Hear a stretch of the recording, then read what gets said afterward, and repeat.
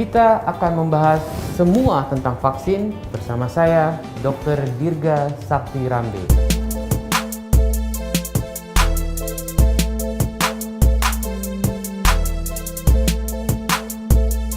Ada beberapa alasan. Pada prinsipnya, vaksinasi dewasa merupakan kelanjutan dari vaksinasi anak-anak. Kita tahu yang pertama, ada sebagian orang dewasa yang sama sekali belum pernah vaksinasi pada saat kecil. Yang kedua, pada lansia misalnya, terjadi penurunan kekebalan sehingga pemberian vaksin perlu diulang. Yang ketiga, banyak orang dewasa mengalami penyakit kronik seperti diabetes, sakit jantung, sakit ginjal, yang mereka termasuk kelompok rentan terinfeksi sehingga amat perlu untuk divaksinasi.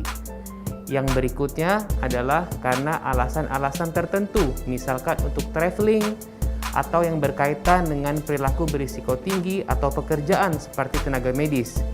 Dan yang terakhir, yang tidak kalah penting, vaksinasi pada orang dewasa juga penting untuk melindungi keluarga di rumah, untuk melindungi anak-anak kita.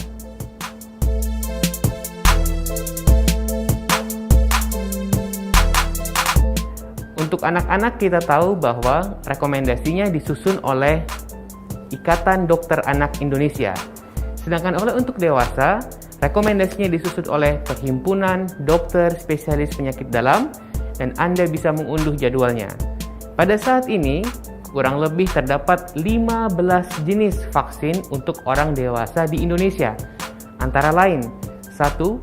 Vaksin influenza, 2. Vaksin pneumonia, yang ketiga, vaksin campak, yang keempat, vaksin cacar air, yang kelima, vaksin untuk mencegah kanker serviks, dan masih ada lagi beberapa yang semuanya penting untuk Anda.